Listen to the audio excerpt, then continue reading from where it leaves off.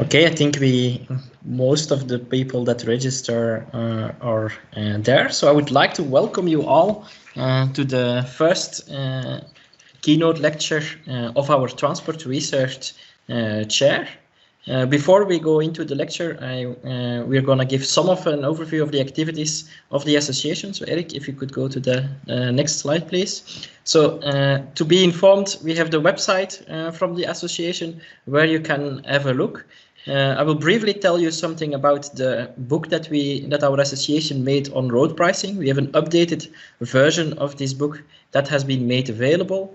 We'll briefly touch upon the BIVEC-GIBET Transport Research Days, and then I will pass the floor to Maria for the first lecture on the Transport Chair. Yes, Eric.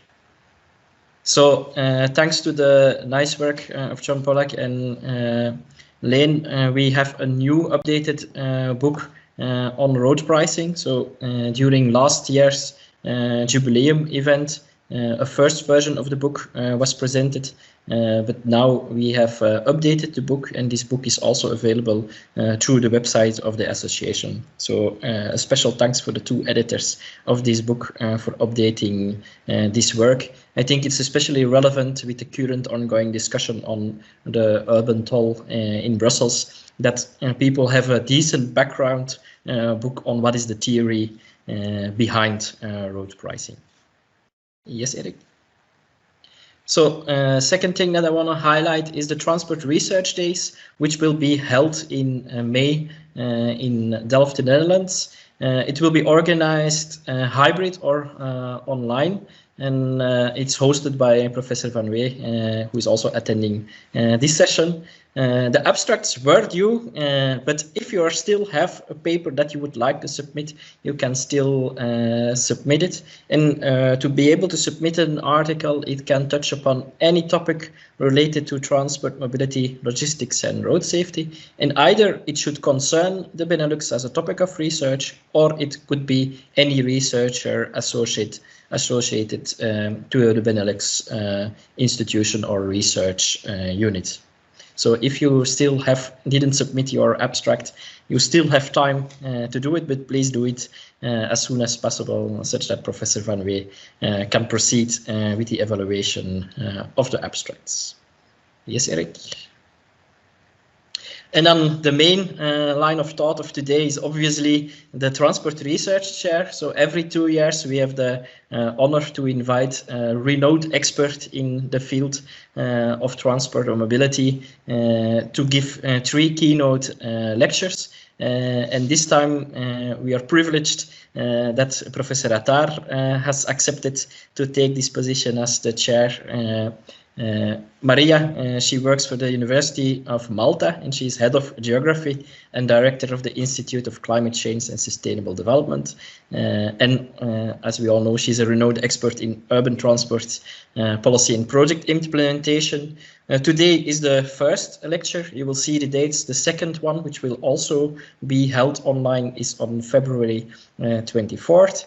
And then the last keynote lecture will be during the Transport Research Days. And as said before, this is either in a hybrid way, if we can still, again, meet people face to face, or it can be completely online. So depending on the COVID situation, the conference will be held either hybrid or purely online. So with any further delay, I'm happy to pass the floor to Maria.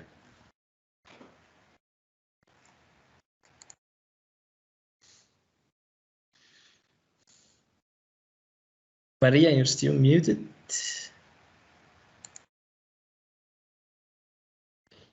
Sorry about that.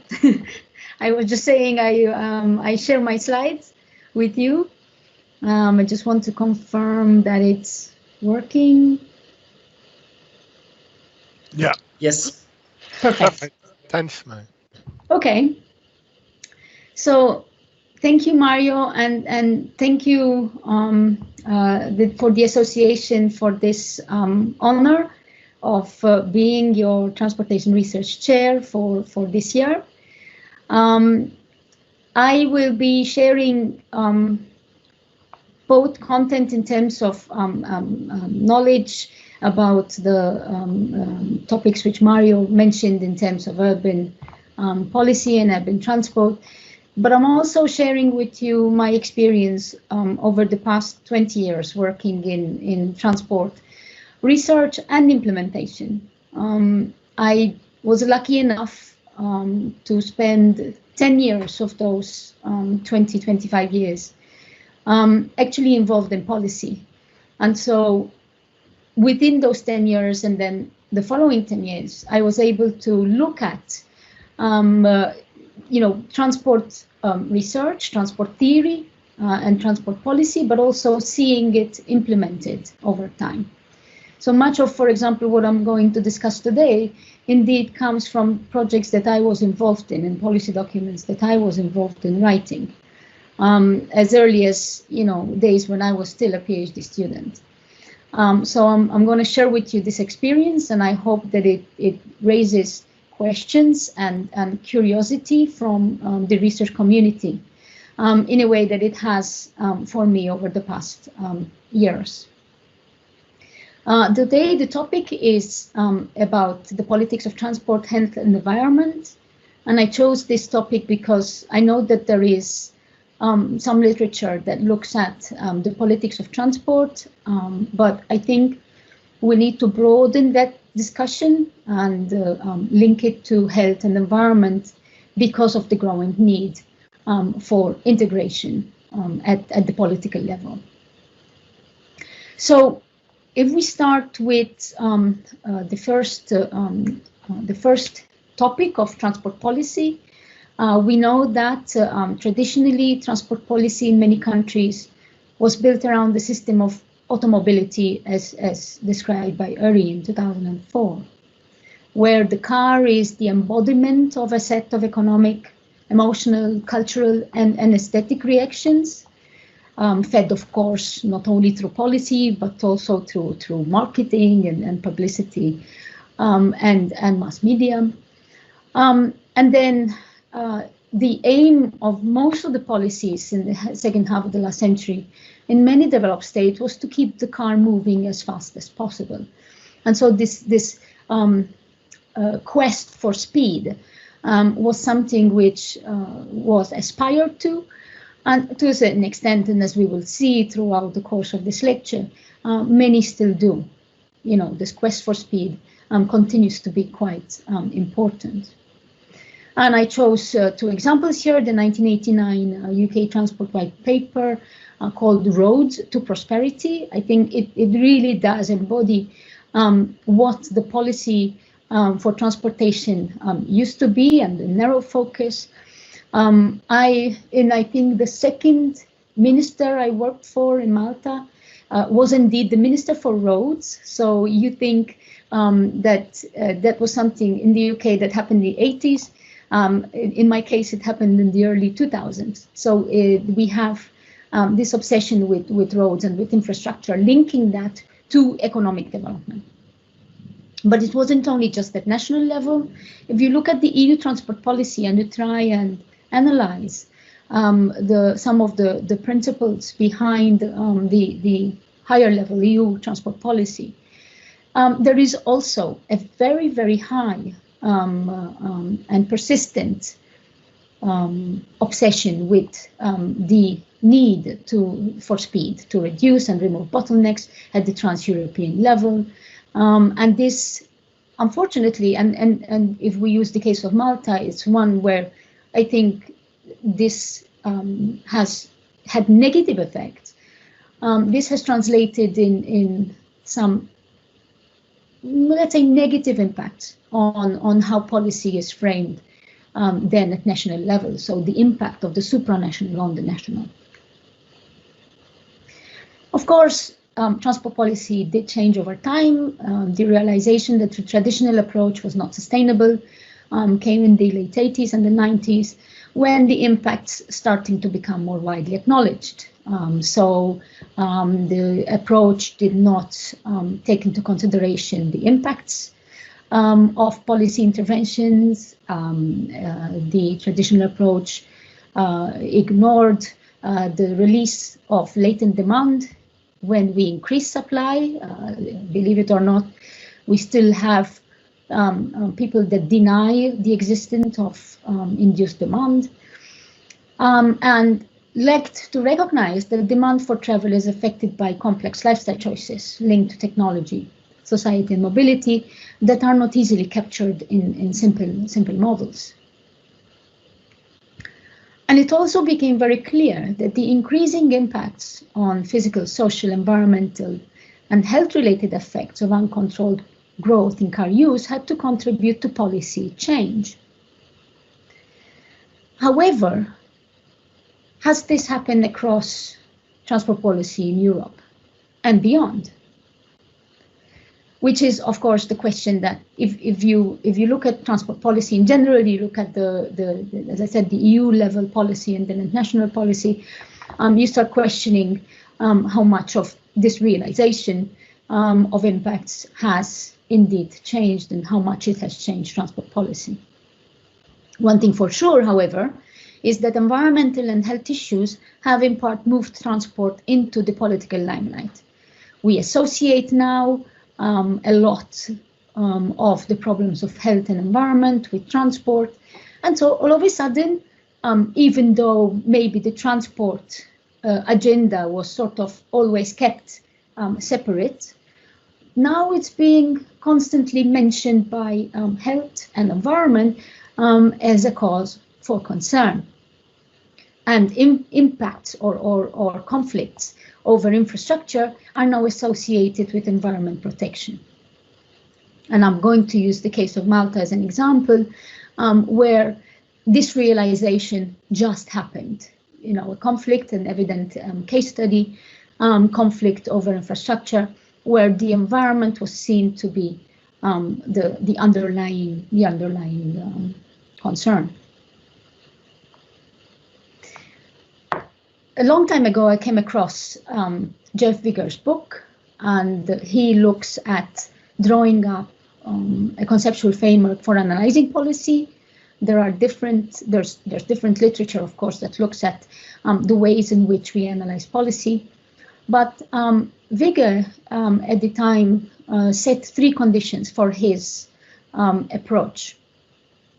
And he lists these 3, and he says there needs to be the need to determine the ways power and influence are configured, and also the ways in which they are transformed through debate and argument. So the first principle for a framework which he proposes to analyze policy is this idea of power and influence, which I find very, I sort of relate to, given, again, my experience with working with politicians over time, and the way decision-making processes happen in transport. The second condition he identifies is that the analysis must accept that policy is socially constructed, and that what constitutes a problem and the means used to address that problem is a matter of political judgment. This is also very true. My experience has shown that a lot of people tend to always forget that most of the time transport is highly political. It's a very politically driven agenda. Not that anything else isn't, to be fair, but I think my experience shows that the way that people perceive what the problems are and how they relate to those problems or how they talk about those problems ends up being always political. And thirdly, that policy that meets ecological and social demands requires changes in user behavior, rather than government merely responding to established user behavior patterns. And so how does policy indeed reflect that user behavior? How does that changes over time, and how does policy react to it? And Vigor comes up with or proposes in his work in the early 2000s what is called the Sociological Institutionalist approach. And I find this very fitting, and I try to indeed look at this policy framework and apply it also to the rest of the lecture in terms of highlighting this politics, analysis of the politics of transport, health and environment. So I'm giving you these overview so that you can understand the sort of structure of the presentation as well. So in sociological institutionalism, the focus is on the wider range of organizations and on the engagement of various user communities in the development and implementation of policy. You cannot study politics unless you understand who the players are, fundamentally. And then, of course, the other focus is on the relations between these interests, both as a unit of study. So what are the interests of the people that are opposing projects? What are the interests of those that are proposing projects? What is the interest of that particular government in time? But also as an explanatory variable in policy change. So how does policy change over time is because the interests of multiple individuals within the context of the country, the state or the region or the locality changes over time.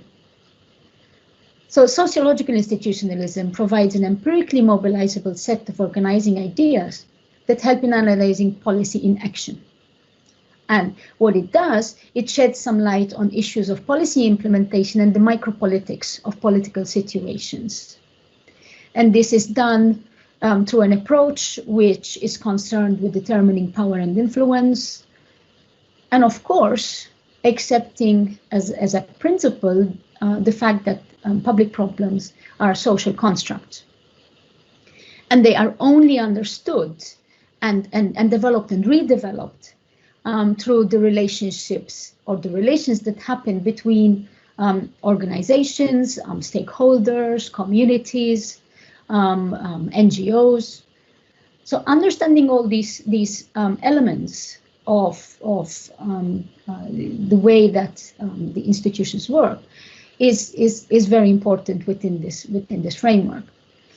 And one of the things which had attracted me to this conceptual framework was the simple organizing concepts behind it. And Vigor proposes the use of policy discourses, so the focus on language, which I think is very, very important, and I've seen it. It's probably the first thing that you experience when you work with politicians. It's their use of language. Of course, if you work in marketing, you would know that, but coming from research, you don't know that at all. And I was maybe lucky or unlucky, I don't know, but I started working with politicians at a very, very, very, very young age. And so my knowledge was very much restricted to books rather than implementation on the ground. But language plays a huge role. Higher 1995 looks at policy discourses as storylines, so linguistic representations and practices, mobilized actions that embody or fulfill the demand of particular storylines. So actions that lead to other actions, practices and discourses that lead to particular events. And we will see this in the case study that I will be presenting on Malta. Policy networks is the second organizing concept. You illustrate why and in what way stakeholders coalesce around a particular discourse. This is important because in identifying the networks that occur, you can actually start seeing, and if you look over time, these networks tend to change. And the way they change explains some of the ways in which policy tends to evolve. And finally, the policy arenas. These are the institutional sites where policy issues are discussed. Who is involved, which organizations they come into, which stakeholders are involved in. And we know there's a lot of literature about participation. And I think not only in terms of the public participation and how it happens, but understanding the arenas and where these happen is also very, very important. So that provides an overview of where I'm coming from with regards to looking at politics in transport, health and environment. The next thing, or the next part of my presentation, will deal with the case study with Malta. So this is the islands here. You can see there are 3 main islands, but there are also some smaller islands dotted around. And the darker gray areas is the built area. So technically, Malta becomes a city-state because it's one urban area, one urban agglomeration. Of course, there's a whole history about settlement and urban development, which produce legacy into transport. And of course, the fact that Malta obtained its independence in the 60s, so give it a relatively short time in terms of self-governance. But before I go into looking at some of the more negative aspects of the islands, and for those of you who've never visited the islands, I thought I add some positive images of the islands. So here you are, you've got part of the heavily dense urban area, as you can see on the left. But Malta is very rich in history as well. So it's got walled cities, got beautiful Baroque churches. That is the old capital city in Dina there on the right.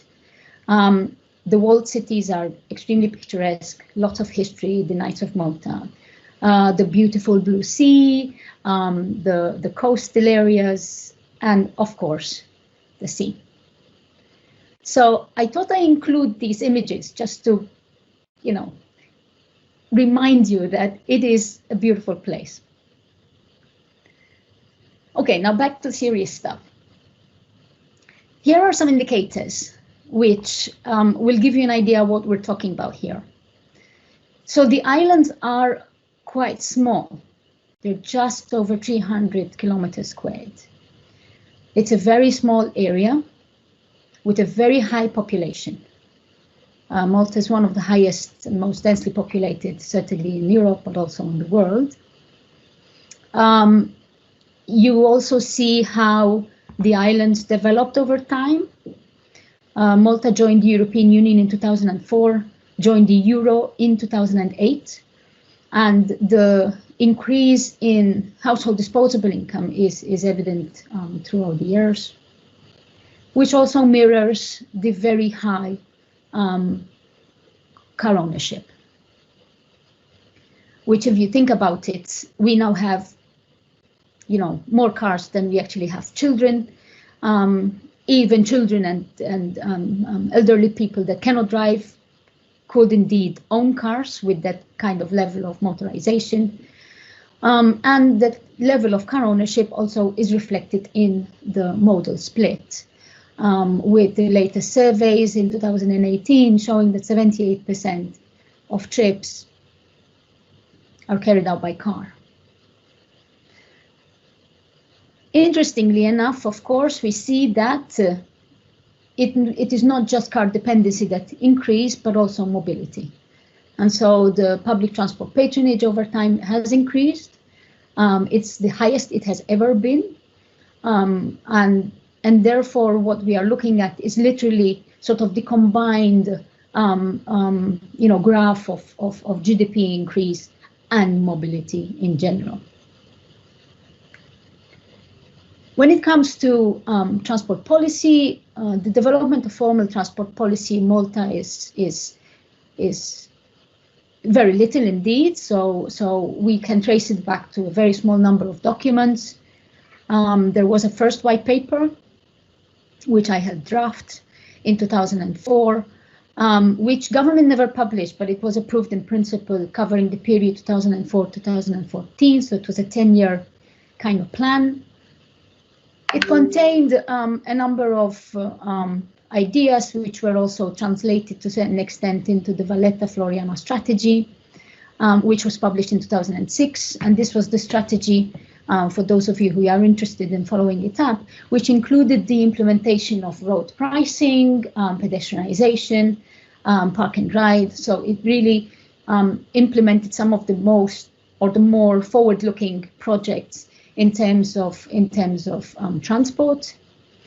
And then fast forward 10 years, the Transport Strategy 2050 and the Transport Master Plan 2025 were published.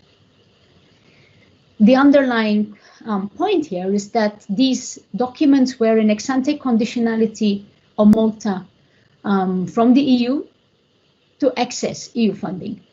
So basically the EU put in a condition on the island saying that if they wanted to apply and use European or have access to European funding, they needed to show that they had a strategy in place.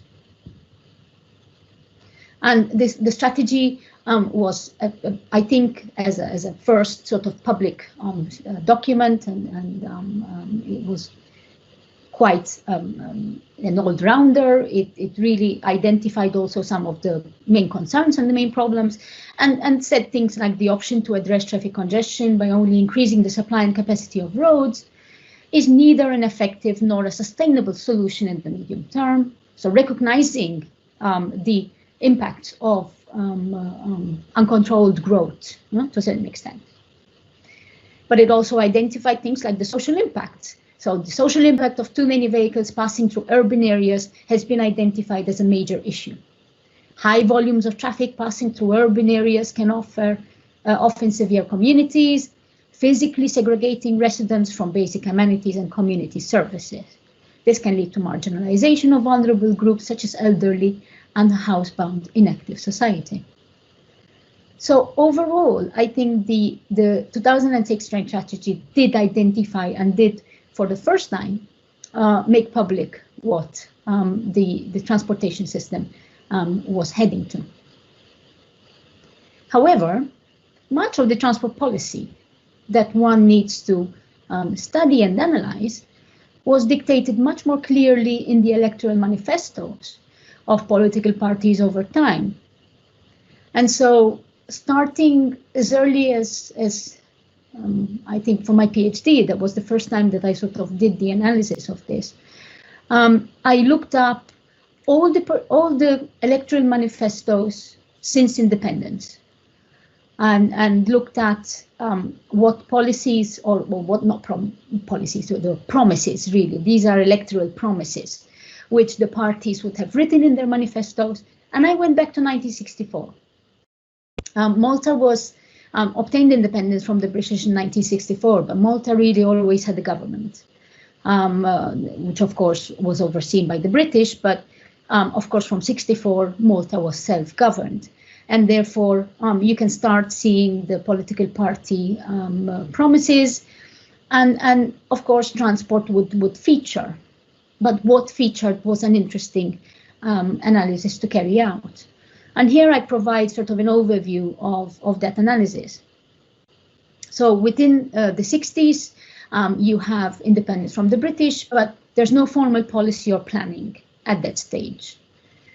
Despite the efforts by the British to introduce town and country planning as early as late 50s, early 60s, the Maltese government never actually implemented the acts. So the British would prepare the legislation, would write it out.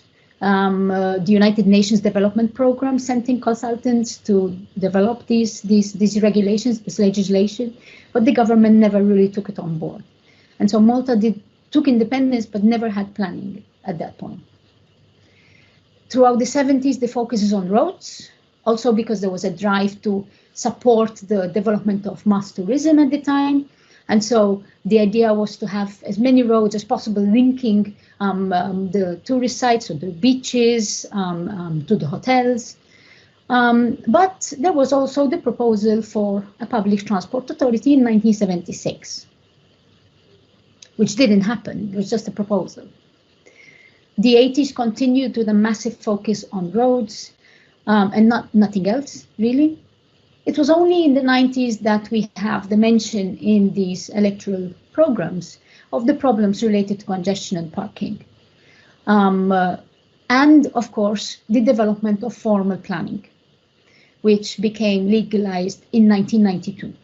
So by 1992, Malta had a planning authority, which also subsumed the role of transport planning, also because the documents that led to the setting up of the planning authority did not identify transport planning as ever becoming such a big problem in the islands, funnily enough. And so the legislation, the planning legislation, came into force in 1992. In 1996, we see the first measures to promote pedestrianization. These are all listed in the electoral manifestos. The mention of parking meters, which is quite interesting because we do not have parking meters still today implemented on our islands. The islands still adopt a policy of free on-street parking.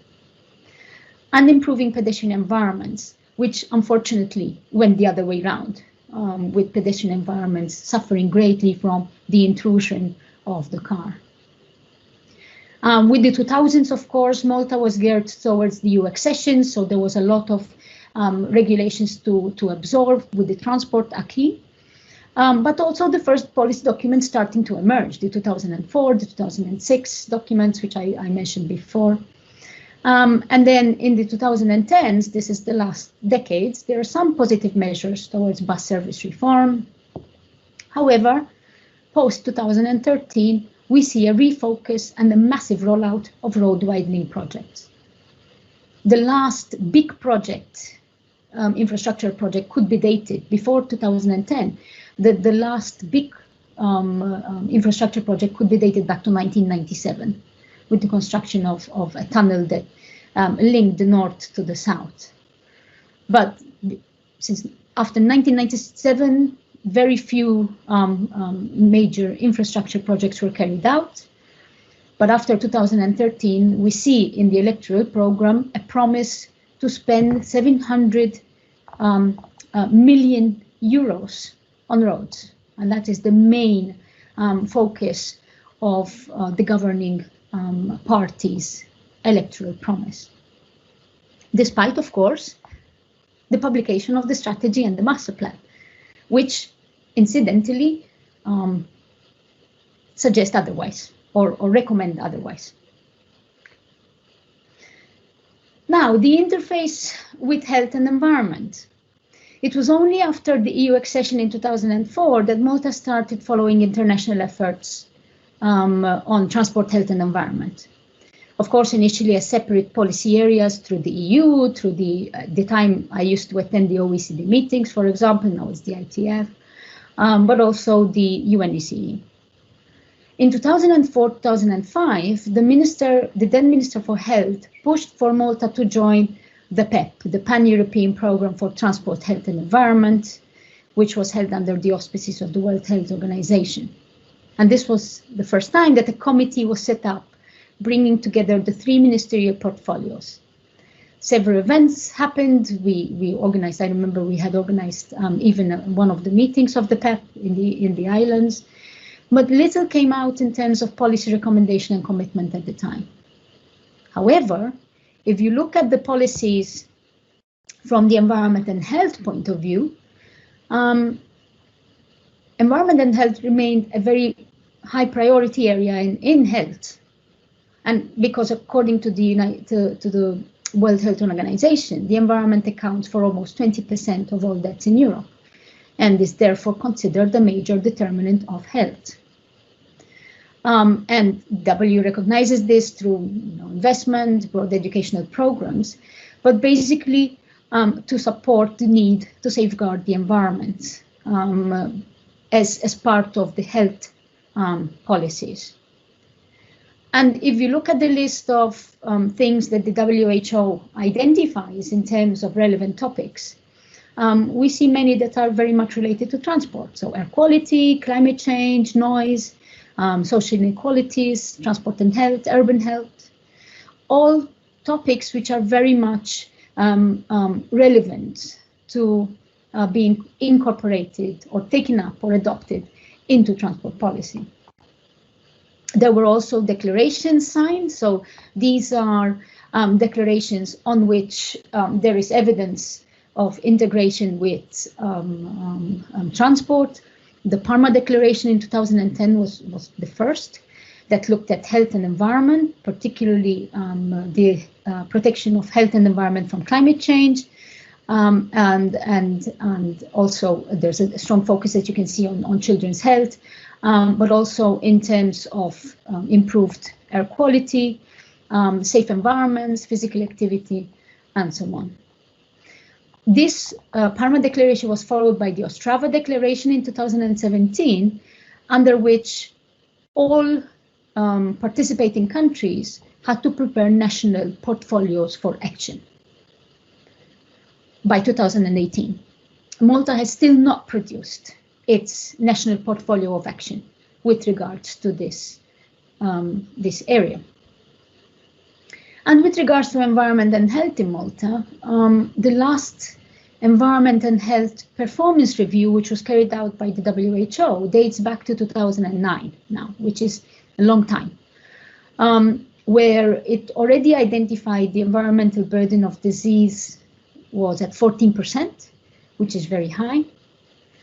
And what it suggests and identifies as major challenges are the governance of environment and health. So it seems to sort of reiterate the need for more integration at political level between the three, or at least the two topics. I think the third topic is obvious. The need for more priority in the health sector, particularly preventive, because one of the things that they say is that Malta does very well in terms of medicine, but then preventing or preventive medicine is something which is still lagging behind. So we do not have prevention for road accidents.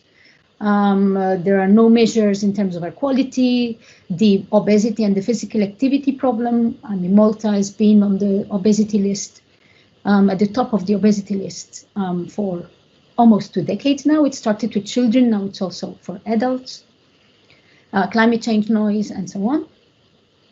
And we see these. There are statistics, there is information available. This is reflective of the traffic and the transport situation, where in Malta we have transport being the top contributor to greenhouse gas emissions, since shifting the electricity generation from heavy fuel oil to gas, which puts the spotlight there and then from an environmental point of view on transport as a major source and contributor to climate change. We do have noise exposure. In the recent noise maps, we see huge correlations with roads and affected areas, which also link to poorer areas in the island as well. And a cost which, according to a study we did in 2015, amount to 11 million a year. And of course, I don't want to waste too much time on this because it will be also a topic of another lecture, but the impacts of designing an environment for the car produces all sorts of other issues. You know, premature deaths, the obesity problem, the number of pedestrians killed as a percentage of those that are involved in road fatalities. So these are just headlines of, you know, recent newspapers. It's nothing new, unfortunately. You know, it's almost been subsumed as normal to sort of have these kind of headlines in the newspapers.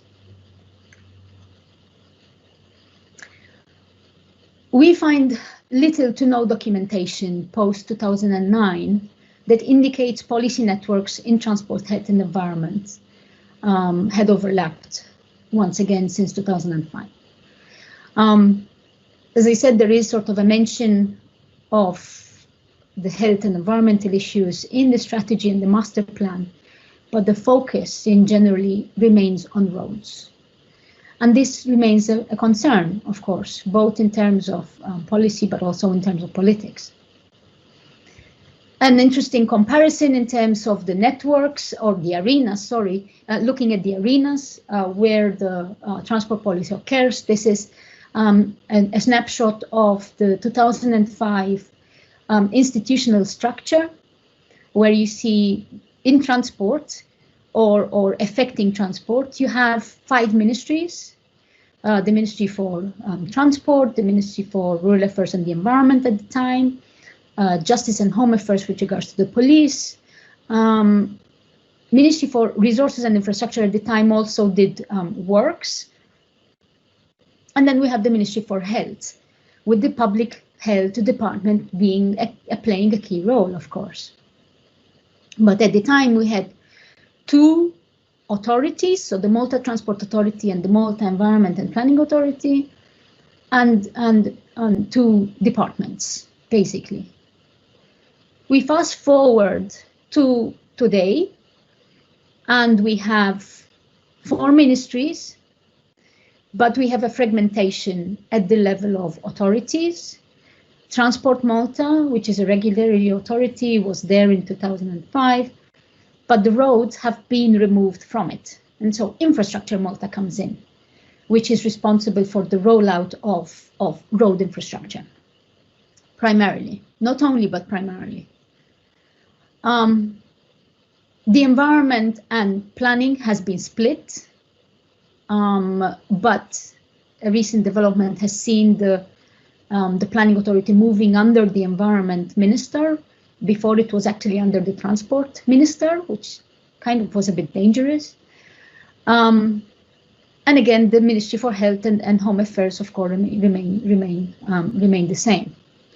But the changes that go on in these institutional frameworks does have an effect. The changes, the movement of people, the setting up of new regulatory authorities, changes, and these are 5-year terms, as you know. So it takes effort to establish authorities, to establish their position, establish their roles. And every time there's a change, there is movements in terms of how much you can achieve and how much you can implement.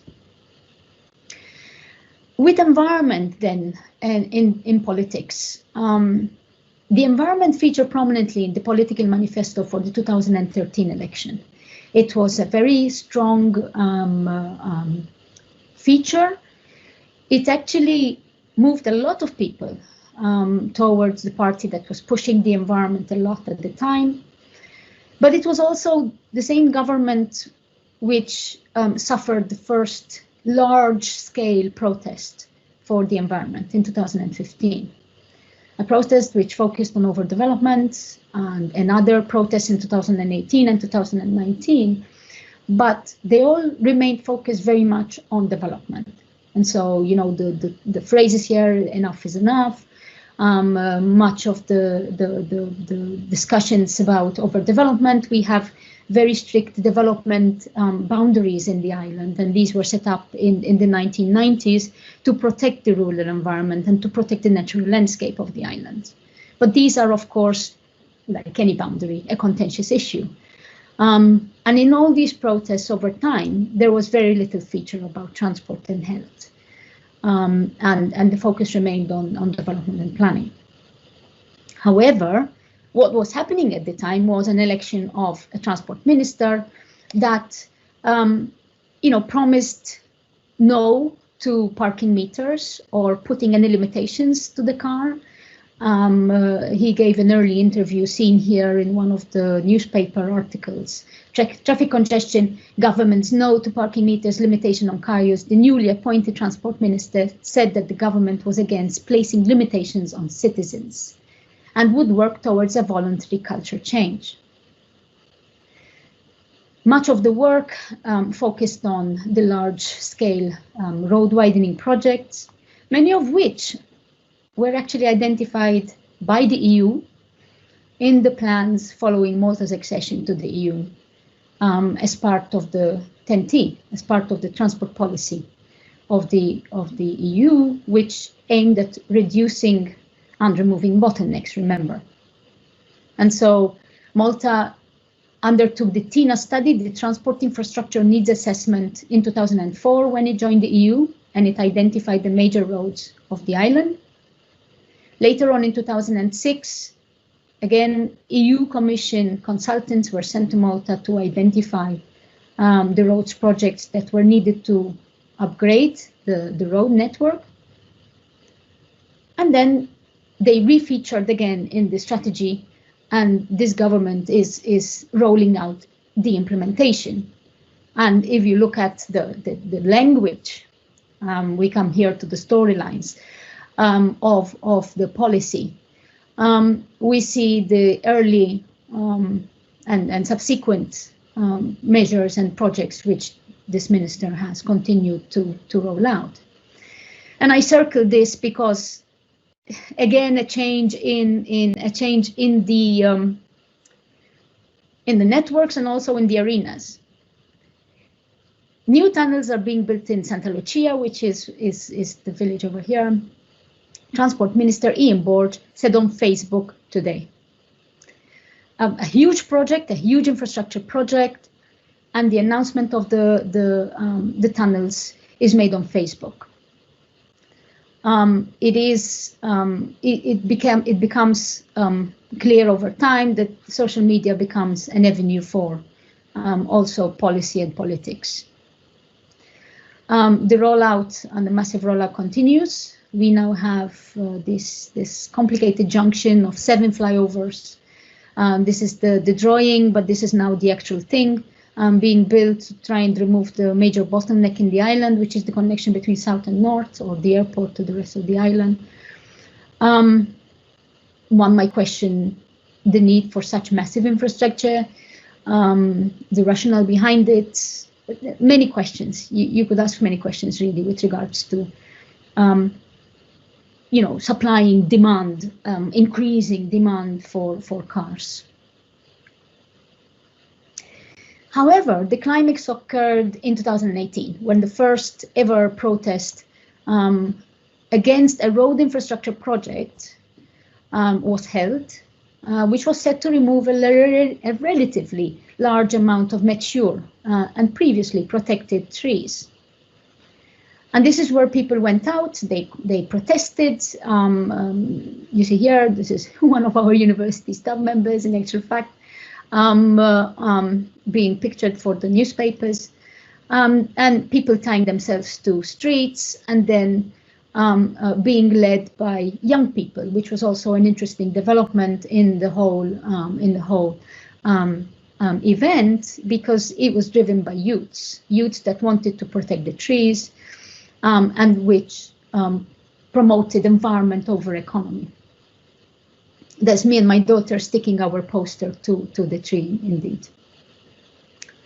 The resistance to road widening projects continued, so we again look at the language being used. The protesters decry what they describe as destruction of trees. 430 residents write to Prime Minister to reconsider Central Link. There was an appeal also in the process. The advocacy groups for cycling, want to push for more active travel infrastructure, and also the cartoon artists also joined into the protest with this poster. It's a combating climate change, one roadening project at a time, and then changing or manipulating the logo which was used by Infrastructure Malta at the time, which said, better roads for you. That's what it translates. That's in Maltese. From better roads for you to roads, well, to hell with you. So it was an interesting development in how the language changed relatively quickly, from one which was all pro car to allowing for roads to be because that drove the engine, to one which is now all of a sudden very much linked to environment and potentially health. So in the case of this particular project, the impact assessment showed how the new infrastructure divided the community. It reduced access to public transport, reduced pedestrian crossings, and due to increased speed, potentially increased accidents. This was all documented. The assessment showed an overall increase in the volume of cars, potentially increasing the emissions, even though less congestion might reduce emissions from low-moving vehicles. And of course, one of the things that became very evident in this particular case, not in the others, because this was the first one that was particularly opposed, it became evident that the project carried a large amount of political capital, rather the one which looked at improving the lives of citizens living adjacent to the project. It was one of the single largest protests. There was a large petition against the project, but still it was not pushed forward. And what was put forward as health and environment concerns by those opposing the project was called NIMBYism by the transport minister in a public meeting. And I can vouch for that because I was the one sitting in front of him when he said it.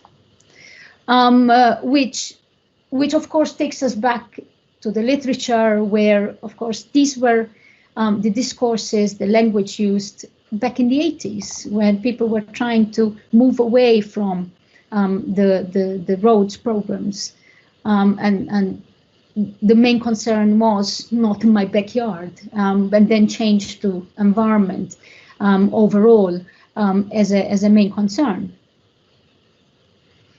The reaction of the government was one to look at also the construction of pedestrian bridges. All of a sudden, these very fancy and as you can see, well lit infrastructure start popping up, which allowed pedestrian access across these new roads. But of course, looking very fancy, but also very complicated, having to walk down all those ramps or taking lifts, which sometimes work, sometimes don't, making it more difficult for pedestrians to walk, technically, or cyclists. I'm not even going into the reaction of cyclists as they went through these and saw whether they actually worked for cyclists or not in terms of design.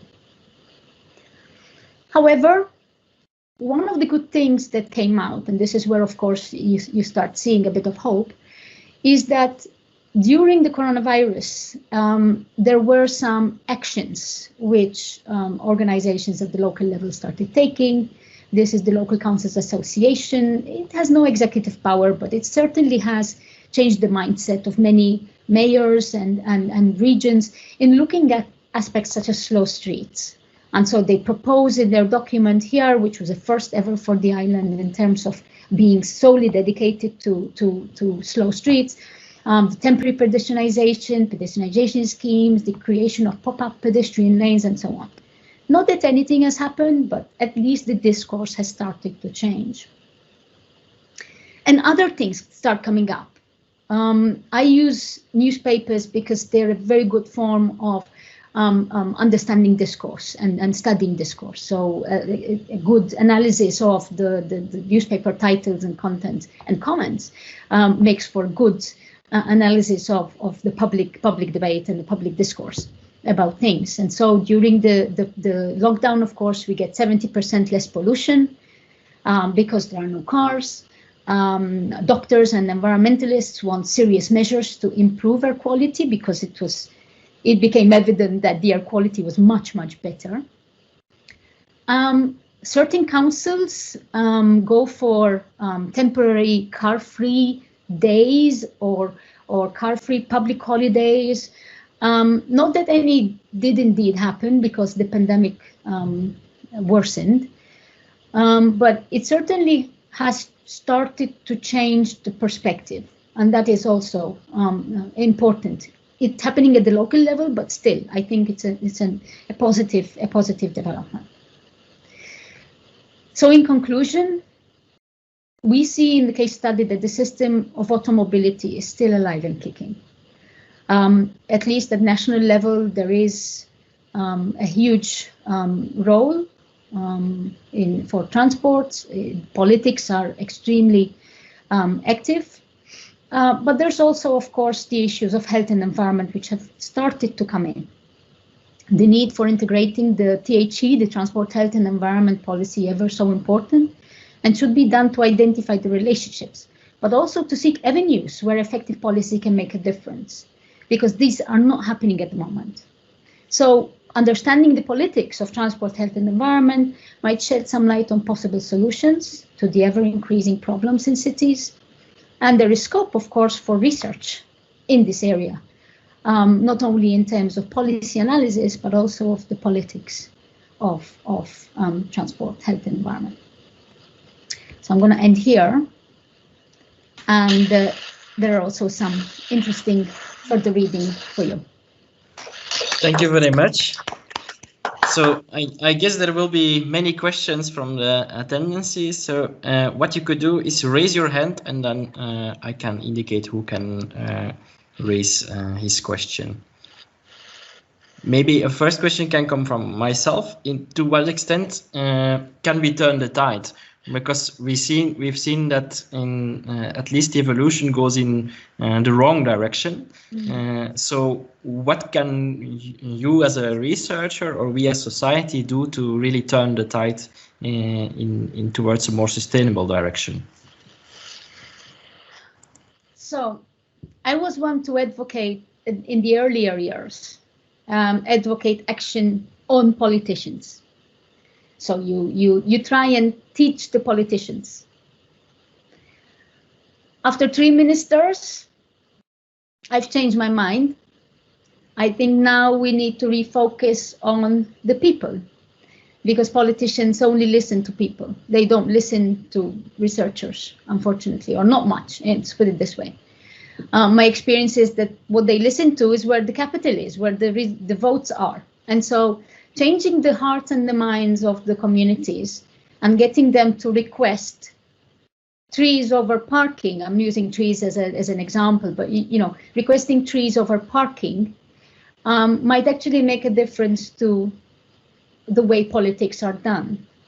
Because it is only then, I think, that politicians will start realizing that there is a shift, that people, want streets for themselves rather than streets for their cars. It's not an easy shift, of course, but I think through clever design, proper research into the understanding of behavior, clever marketing from our end as well, of our research, I think there is opportunity there.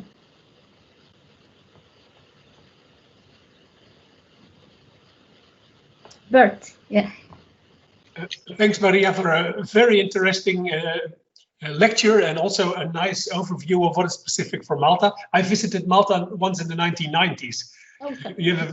I was in Valletta, a very nice bus network from one square in all directions, but not convenient if you're not in Valletta. But anyway, maybe on a side note, but on the slide with statistics, I saw that female participation increased from 32 to 58% in only 7 years. Yes. I've never seen such a statistic from any country in the world, and the Netherlands can learn from it. What happened? Well, it was very much linked to economic development, because if you look at the GDP started rising in the early 2000s. It started rising also in the 90s, but it really sort of started going up. And there is a moment where you have a complete shift. And it's not only the female participation is one of the patterns, but this kind of shift happens in many sectors in the island. Nothing happens over time. It just happens on an instant like that. But it's still low. So it's still lower than the average of the EU. So we still have a lot of work to be done to actually achieve the average and go beyond that. But yes, it has improved dramatically. It also concurs with the lowering of the child birth rate. So I think in 2010, we started seeing a leveling off of the population. And it was only later, I think towards the mid 2010s, that we started seeing, and again, an increase in the population due to the foreign influx brought about by the increase in GDP, because the GDP grew very quickly. And there were enough jobs for all those women to participate? Yes, exactly. Yeah. Okay. And another question, on one slide you said, I think you quoted the WHO, that the environment contributed to 20% of deaths. I've seen a comparable statistic for the Netherlands, but the average lifetime lost was only like 2 weeks.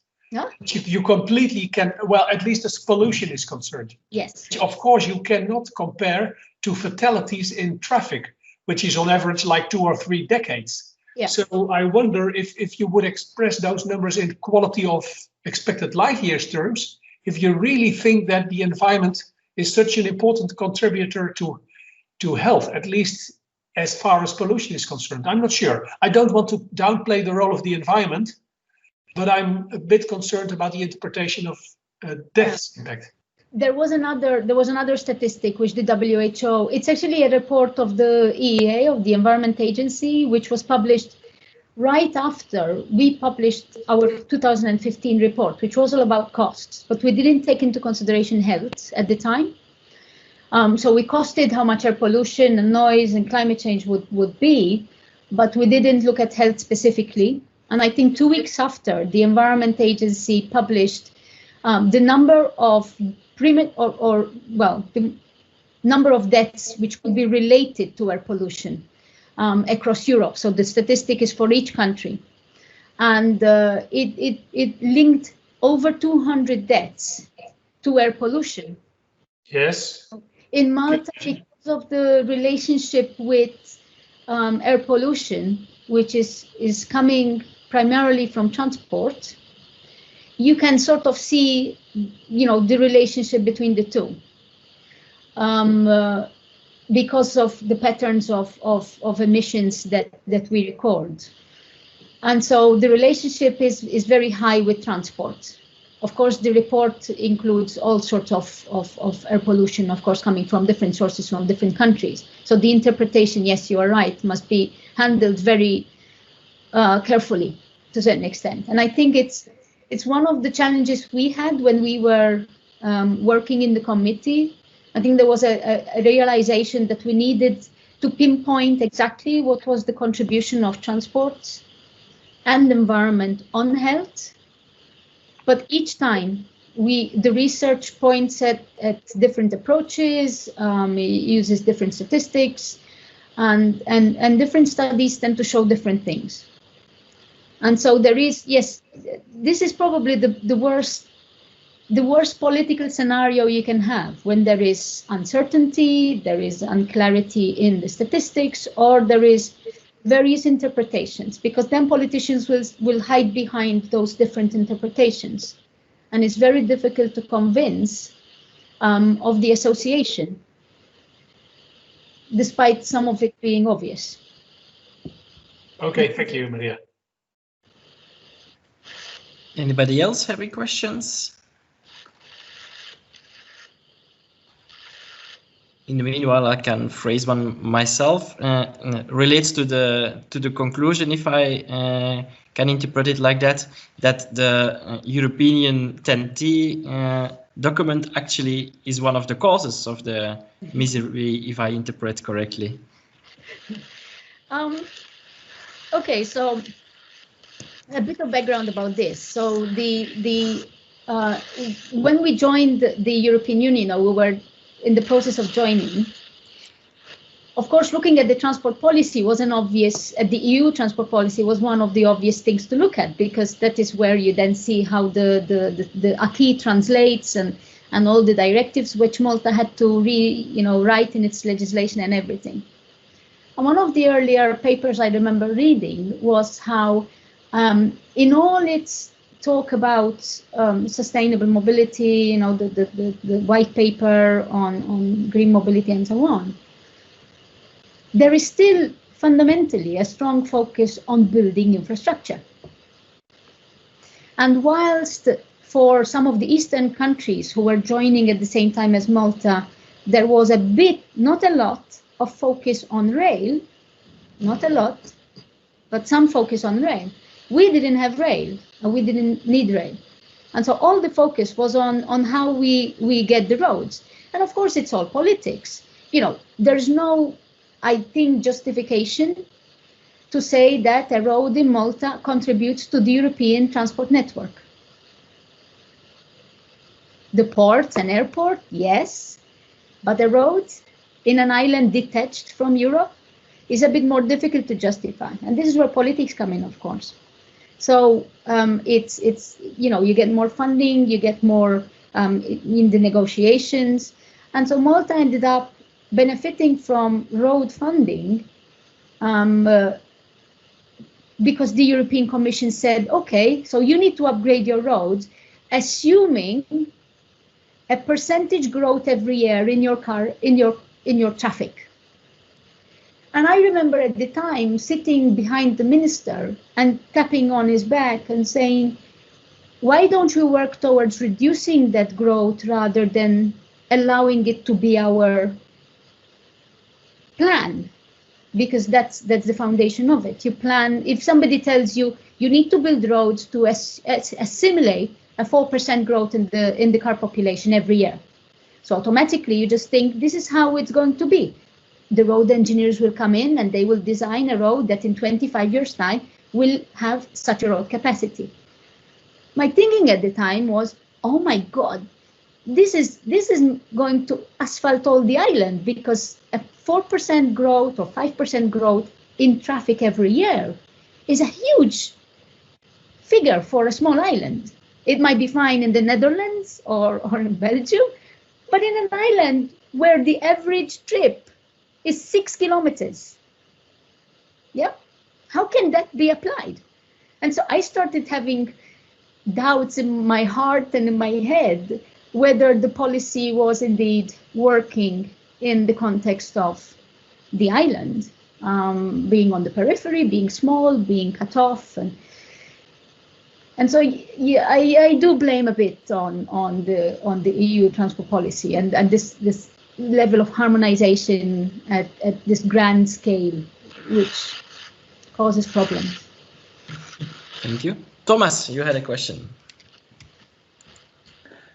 Yes, thank you for the lecture. It was interesting to have a view on Malta, which is a place we do not visit that regularly.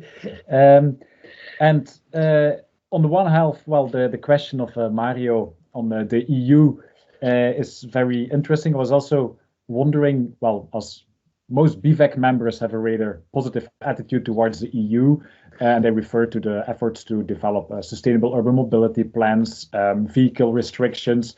On the other hand, Malta is perhaps not the best example, but in Eastern Europe, EU is road development in general, if we see the legacy. So that's interesting to see that we are a bit, we might be a bit blind to EU, or it can be that our Western European view on transport is exported to locations which have a different environment and background, and that's simply maladapted, and so that the EU is not as inclusive in policy making as it can be. And I've also a question about the local construction sector.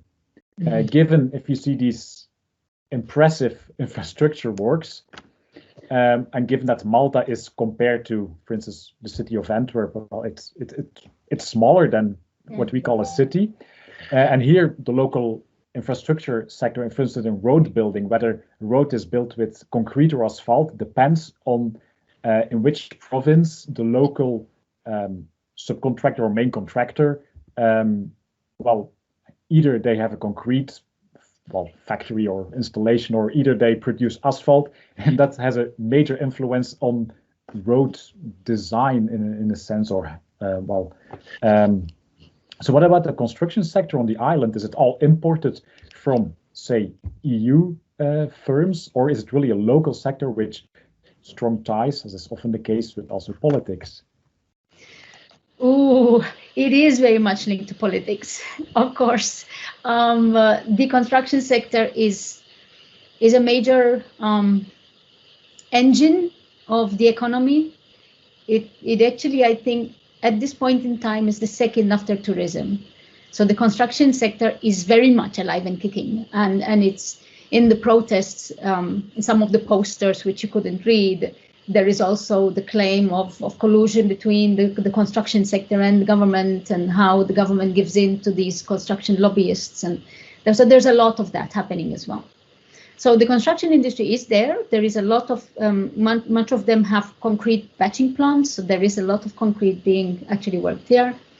The quality of the asphalt is not very good because it's using local stone, which is very soft. So we always suffer from bad road quality after a few years. But it's mostly local. In the case of that, what you called impressive infrastructure, there was a bit of a story there, because the winning contract, because it was such a mega project, it had to be an EU tender, and because it was using European funds, it had to be an open tender for European contractors. And so indeed, a foreign company came to construct it, of course, to the dismay of all the local contractors who had been planning on absorbing the funding of 7 flyovers, which was a first. And the contract went to a foreign company. So there is a lot of politics. If you had just had to look at roads and infrastructure, the story is very, very interesting. And with regards to the EU, yes, I think there are a lot of good things that have come through. There is, of course, the whole discourse about urban mobility, which has filtered through, I think. But the money does not lie in that as much as it lies in construction. And that is where I think the balance is. So with regards to infrastructure building, there is the CEF, the funding, which is there and it's specific. With urban mobility, the funding is distributed, it's based on a lot of things, it's competitive, so even just the access to money is on a different level playing field, which to me, I understand it as, we have the priority with the CEF and the funding for that. It's important, urban mobility is important, but you need to go through this and this and this and that and compete and have, and then maybe you get some money. And remember that the sums are not yet a requirement. So, we don't have sums here. There is sort of some examples here and there, but again, the application of the sum guidelines is not fully yet embedded into the local level or the regional level. So, yeah, I think where the money lies is where you can make sure that indeed the priority is. But then there's a whole sort of, politics of that elsewhere, I'm sure. Thank you. There also was a question in the chat where there was the question regarding whether subway could be a possibility, or whether there are already being initiatives by policy documents of restricting car use, whether there are already some lines of thoughts ongoing in that regard. Okay, so with regards to vehicle ownership and licensing, no, there are no regulations or policy intentions to slow down private car ownership. We do have indeed very high taxes related to the importation of cars, but that has not slowed down in any way the vehicle ownership.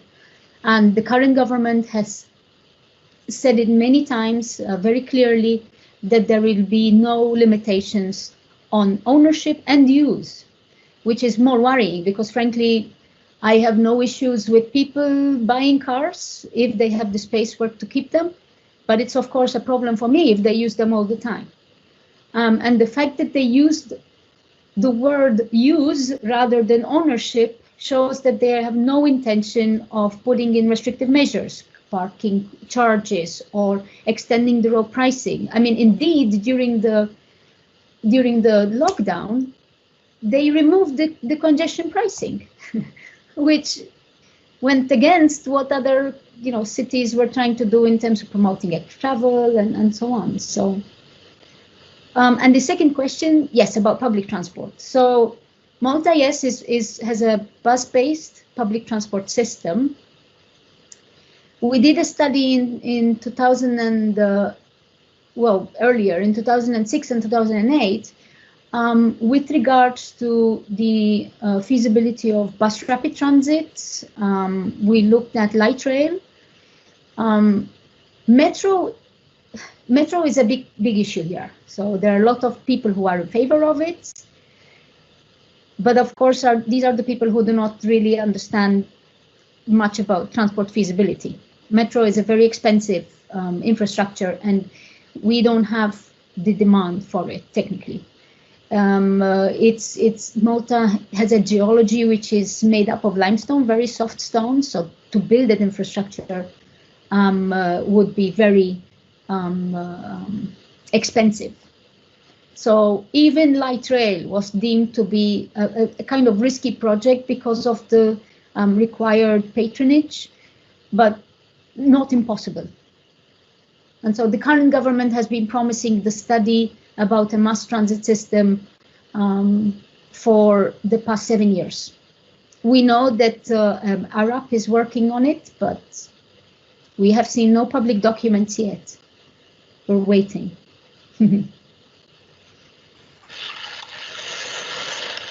Okay, thank you. Are there any other questions? So there is one, Mario, on electric batteries. Yes, there is a lot of, I think, underground on electric mobility at the moment, also because the government has promised for the past 3 years to release the date for the end of ICE. So we will be seeing the rollout of more charging infrastructure and basically the date when importation of ICE vehicles will stop.